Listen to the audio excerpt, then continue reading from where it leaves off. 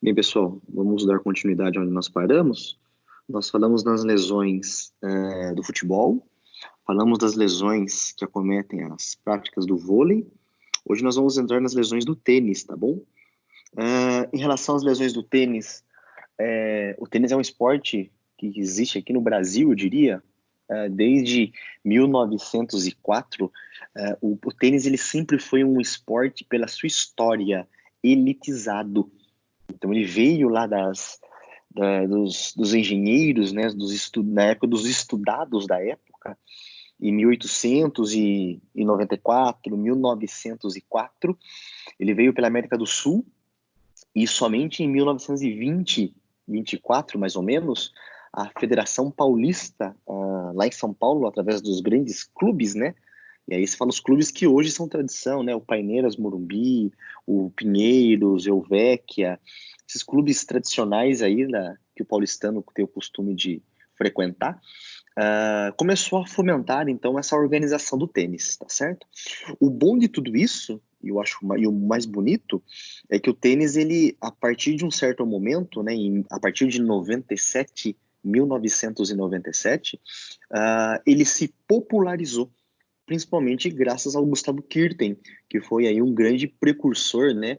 Eu diria que ele trouxe o tênis a toda a população, desde as mais carentes até a divulgação aí de uma forma brilhante, né? Com representatividade no cenário nacional. Antigamente o tênis, olha uma olhada, ele era jogado, né, numa quadra semelhante a essa, né?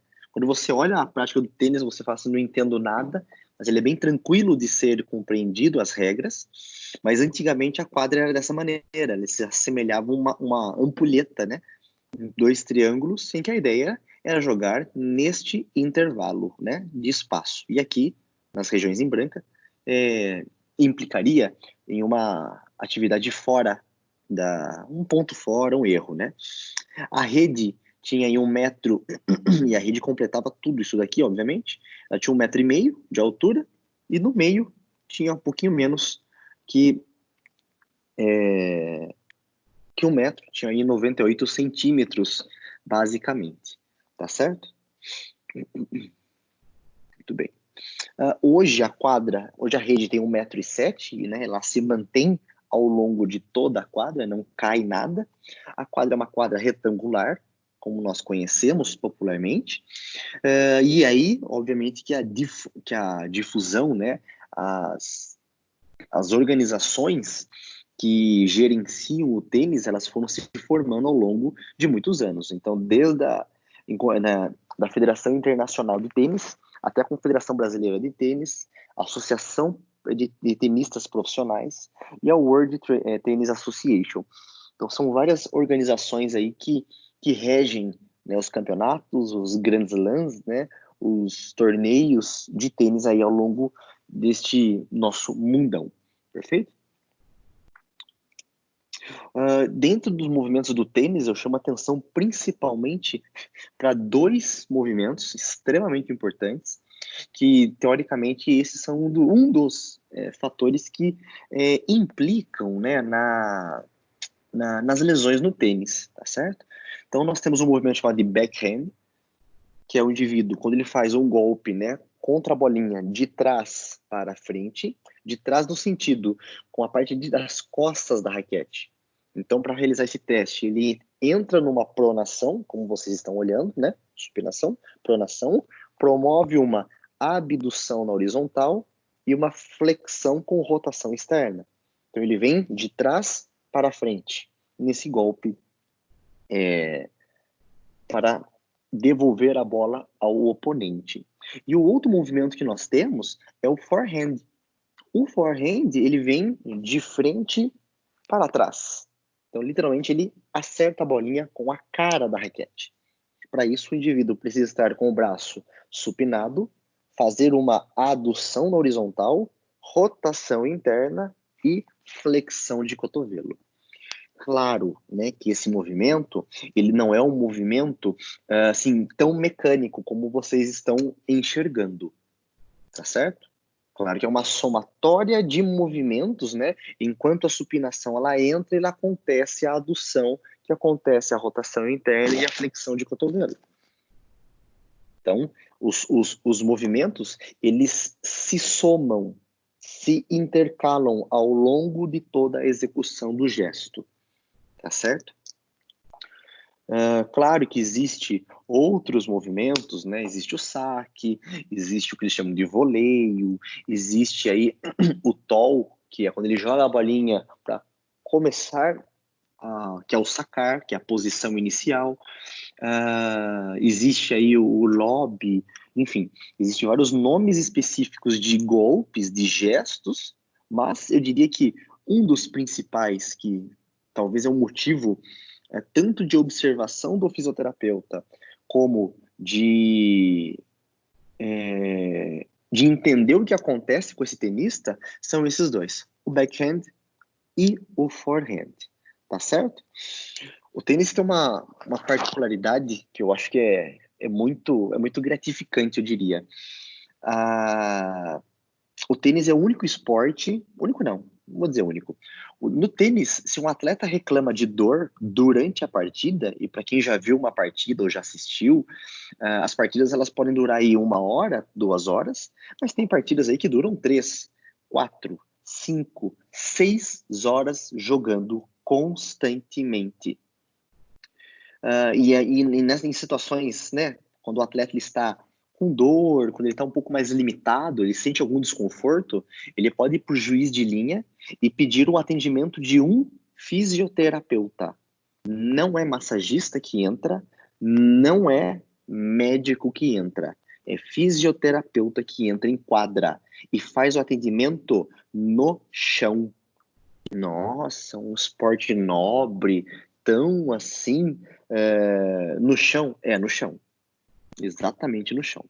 Então, o fisioterapeuta, ele tem 2 tempos, eu diria, 2 tempos de 1 minuto e meio ou 2 tempos de 3 minutos para fazer uma intervenção nesse atleta. Então, claro, né? Na Europa ele é muito difundido, né? O tênis. Então, normalmente entra um fisioterapeuta que trabalha com terapia manual para ajudar este profissional. E aí o pessoal, né, que assiste o tênis, a prática do esporte, observa, literalmente fica assistindo o atendimento do fisioterapeuta ali na frente. Então eles não saem, não entram, o atendimento é feito na hora, como vocês estão vendo na imagem. Então ele atende no chão, estende uma toalhinha e ali ele faz a intervenção que for necessária. Tá certo? Dentre as lesões do tênis, né, uma delas é a pubalgia, devido à sobrecarga na região do pubis e, consequentemente, eu diria, devido às sobrecargas, né, de correr e ter uma sobrecarga tanto do grupo adutor como de tronco, então gera uma tensão sobre a origem do reto femoral, do reto abdominal e a inserção do reto abdominal e a origem dos adutores, né? Ou as lesões labrais, né? Por impacto fêmur-acetabular que compromete, né? Ou a orla ou o labrum desse acetábulo na prática do tênis, né? O Gustavo Kuerten, ele sofreu uma lesão labral que, consequentemente, aí evoluiu para uma osteoartrose de quadril, né? E a sobrecarga dele veio aí por uma questão de treino. Então, ele não descansava. Claro, né? Existem outros fatores associados? Existe, com certeza. Mas hoje ele é incapaz, eu diria, de desenvolver o mesmo desempenho que ele tinha. Perfeito? Dentro das lesões do tênis, nós temos aí as epicondilites do tenista, ou tênis elbow, que é o que acomete exatamente a musculatura extensora do punho, então epicondilite lateral, ou cotovelo de tenista, também pode ser denominado desta forma, tá certo? A epicondilite lateral, ela consiste num processo inflamatório. Hoje nós temos, né, não somente o processo inflamatório na região do epicôndilo, mas existe aí diversos fatores, desde ponto gatilho, desde alteração mecânica da cabeça do rádio, desde biomecânica deste forehand, deste backhand que o Djokovic está realizando agora, desde posição para golpear a bola, existem encordeamento, né, a tensão nestas cordas, tudo isso são fatores que justifiquem e que possam que possam contribuir para a lesão no epicôndilo, né, no tendão dos extensores do punho, do cotovelo, tá certo? Do punho, perfeito? Então aí existem diversos estudos que avaliam e que tratam a epicondilite do tenista, né, ou o tênis elbow. Vocês podem encontrar também a epicondilalgia, que é a mesma coisa, né? Dor na região do epicôndilo. Perfeito? Isso é bem descrito. Existe uma outra lesão no tenista, que nós chamamos de lesão na panturrilha, ou tênis leg. O tênis leg é quando o atleta ele está no fundo de quadra, e aí o oponente ele dá aquela deixadinha. Então a bola, ao invés de vir forte para o lado oposto, ela vem quicando. O atleta deste lado tem que correr para rebater e devolver a bola. Só que quando ele está aqui no fundo de quadra e o oponente dá um golpe dessa deixadinha, o atleta que está aqui ele tem que arrancar. E esta arrancada gera aí uma ação excêntrica na panturrilha, nos músculos do tríceps sural e que lesionam a região muscular. Então o atleta normalmente ele fala, parece que eu tomei uma pedrada. Eu imagino como se fosse uma paulistinha, só que, né, não por trauma direto, mas sim por o impacto dessa ação excêntrica nessa musculatura. Tá bom? Muito bem. E o hematoma subungueal do hallux, que a gente chama de tennis tool. O tennis tool, ele consiste, né, o tênis do praticante de tênis, o tênis do tênis, né? O tênis do tenista, ele tem uma característica interessante, né? A sola dele, ele tem uma sola especial que mesmo no saibro, que é essa terra que a quadra é feita, quando você corre e desliza, ele não trava, certo? Por isso que você vê o atleta, ele corre para um lado, ele desliza e bate. Ele corre para o outro, desliza e bate. Por ele deslizar, então o solado dele, ele é um solado específico, para que não trave, certo? Para que não trave. Porém, quando ele desliza, obviamente que o pé dele desliza dentro do calçado. E isso, consequentemente, pode gerar aí um maior contato do hallux com a borda do calçado. Então, esse hematoma é literalmente uma unha roxa devido esse atrito, não o atrito, mas o contato do hallux com o tênis do atleta. Tá certo, pessoal? Tudo bem? E, por fim, o ombro de tenista, que é aí a clássica e comum lesão no ombro, que pode ser uma tendinopatia de supraespinhoso, que pode ser uma lesão labral também no ombro, que pode ser uma bursite de ombro, enfim, todas as lesões características do tenista, assim como do jogador de vôlei, assim como do jogador de handball. Então, elas são muito semelhantes neste aspecto, tá certo? Então, um processo inflamatório aí comum no ombro. A lesão labral, um pouco mais específica, né, que é a que o Gustavo Kuerten teve, ela atinge ambos os sexos igualmente em todas as faixas etárias. Vocês concordam comigo? Quando o atleta ele faz um forehand, ele gira sobre o quadril, porque ele está parado, a bolinha vem, ele arma a energia e golpeia. E o fato dele golpear, isso ele faz com que ele gire sobre o próprio eixo do quadril. E isso, obviamente, gera aí forças de rotação externa na posição de ortostatismo. associado a uma hiperextensão de quadril. E desses dois mecanismos, rotação externa e hiperextensão, faz com que eu tenha o quê? Uma sobrecarga nesse labrum. E isso aí, obviamente, vem aí a trazer problemas futuros, né? Não só na prática esportiva, mas aí na vida, né, desse atleta. Pô, Léo, então tem como evitar essa força de rotação externa? Não, porque ele precisa. Tem como evitar essa hiperextensão? Não, porque ele precisa. O que, né, se eu tenho uma sobrecarga de uma estrutura cápsula ligamentar, que é o labrum, consequentemente, né, é uma estrutura estabilizadora estática. E quem protege estrutura estabilizadora estática no corpo humano é músculo. Tá certo? É músculo. Então, eu tenho que levar em consideração aí quem ou quais grupos musculares devem estar fortalecidos, adequados, de uma forma que o atleta execute um bom gesto. E um outro detalhe, eu não posso pensar somente no quadril. Eu tenho toda uma mecânica de transferência de energia que vem desde o membro inferior, quadril, tronco e termina nos membros superiores, que nós chamamos aí de transmissão de força por meio ou através da cadeia cinética. Tá certo? Não é todo atleta de tênis que vai ter lesão labral, mas é um grande candidato aí devido às suas práticas esportivas.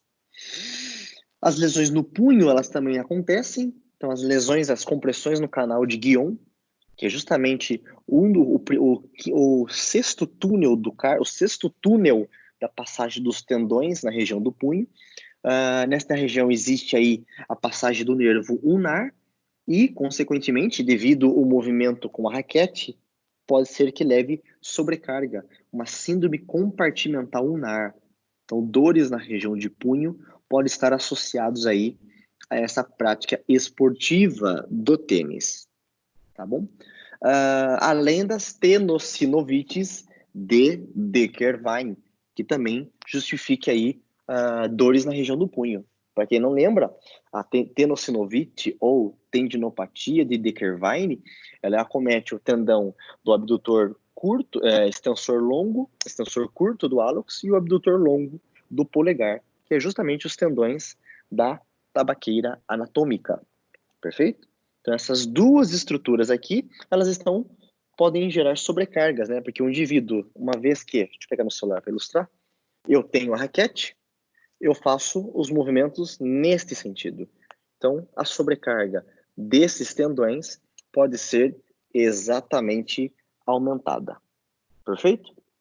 Por isso que cabe uma pega, né? Um grip adequado para realizar os movimentos, né? Por isso que não é o punho que vai, não é o movimento só de flexão e extensão de punho.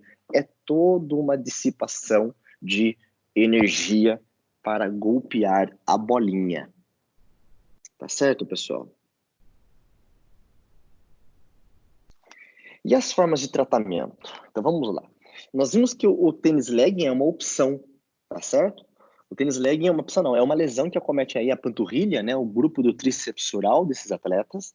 Como eu disse, na subida de rede, então ele está ao fundo, de repente o oponente solta, dá uma deixadinha, a bola vem com menos velocidade, eu tenho que correr. E o fato de eu estar parado e arrancar, isso gera aí uma ação excêntrica na subida à rede. Tá certo? Não só na subida, mas em qualquer momento em que o atleta corre, seja lateralmente ou seja verticalmente, né, em direção à rede. Independente, ambos eu vou ter uma ação excêntrica. E como vocês já sabem, a contração excêntrica é a contração que mais recruta fibras musculares, mas é a que mais causa lesões musculares. Tá certo? O tênis legging acomete principalmente os músculos que são músculos de ação biarticular, ou seja, músculos que agem tanto em uma articulação como agem em outra articulação. Perfeito? tanto no joelho, como no caso, no tornozelo. São as articulações aí que eu entendo desse músculo que age nas duas. Dentre eles, nós temos aí os gastrocnêmios mediais, o medial e o gastrocnêmio lateral, né? Ambos são músculos biarticulares que fazem parte aí deste grupo muscular do tríceps oral. Normalmente, o grupo muscular acometido pelo tênis leg é o ventre do músculo gastrocnêmio medial. Então, ele vem aí a ser um pouco mais acometido. Isso não quer dizer que, né, o gastrocnêmio lateral não seja, mas normalmente o gastrocnêmio medial ele é um pouco mais acometido. Por quê? Não existe uma justificativa. Eu imagino uma que justifique. O gastrocnêmio medial ele é menor o seu ventre comparado ao lateral, que é mais longo. Né? O lateral ele é um pouquinho mais longo que o medial. Então, se eu tenho uma ação excêntrica desses dois grupos musculares, né, o gastrocnêmio lateral permite, porque ele é maior. O gastrocnêmio medial ele é menor. Então, eu entendo e eu acho que justifico esse motivo. E, né, será que a kinésio ela poderia ser uma opção, né, as bandagens funcionais como um tratamento? Não tem nada na literatura que justifique ou que defenda o seu uso, né? Tem atletas que eles não entram em quadra, eles não entram para treinar ou para jogar sem a bandagem, né? Pô, Léo, mas você não tem nada na literatura que embase, que dê esse suporte, e não tem, e o paciente quer, o que eu faço? Faz o gosto dele, né? Faz o gosto dele. Se ele se sente bem, usa para ele, né? Agora, a partir do momento que se ele pergunta a sua opinião, e aí, o que você acha que funciona ou não? Aí você dá o seu posicionamento, tá certo? Mas, normalmente, né, é mais uma questão placebo. É a cabeça do paciente que prefere usar para ele se sentir bem. Eu prefiro pensar desse jeito e conduzir assim, né? Eu, Leonardo. Então não quer dizer que seja certo. Talvez eu possa ser visto como errado. Mas, espera aí, pessoal, tô apertando a campainha. Espera aí.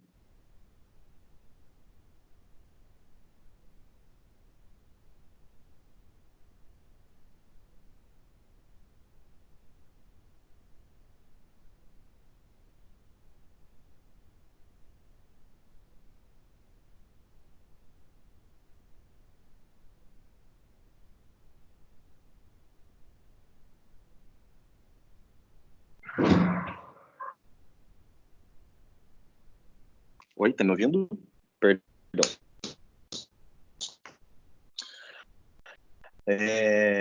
Eu prefiro a lesão nesse atleta do que ele perder o jogo e falar assim, eu perdi porque você não aplicou a bandagem em mim. Então vocês já imaginaram o tamanho da bucha que vai ficar na minha costa, né? Então, e tem muito atleta que, não só no tênis, mas em qualquer prática, que ele chega para você com aquela pomadinha, que às vezes é um relaxante muscular, que é uma cânfora, que não tem aplicabilidade clínica nenhuma, mas ele fala, viu, você dá aquela passada no posterior aqui? Dou, claro. Isso é crença dele. Né? Assim como muitos, e é natural, é aquilo que você acredita, né? Se benze para fazer uma prova, é o que você acredita, né? E faz sentido. Então, para o atleta, muitas vezes ele não se benze.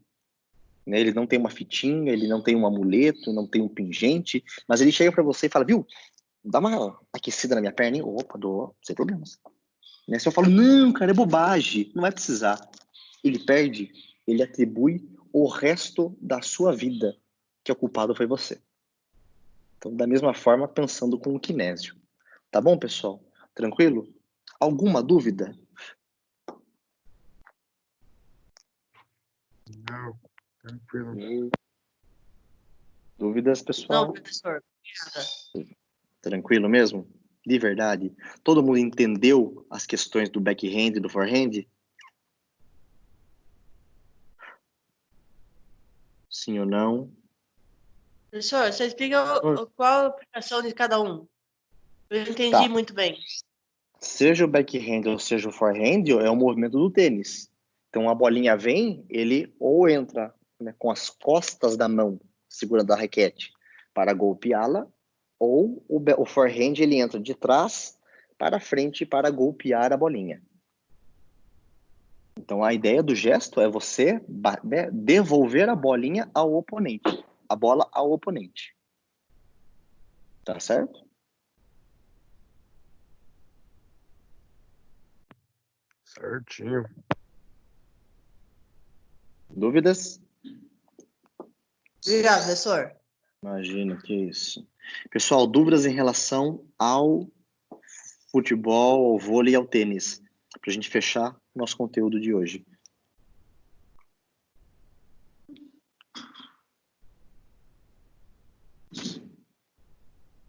Não, professor, você explicou muito bem.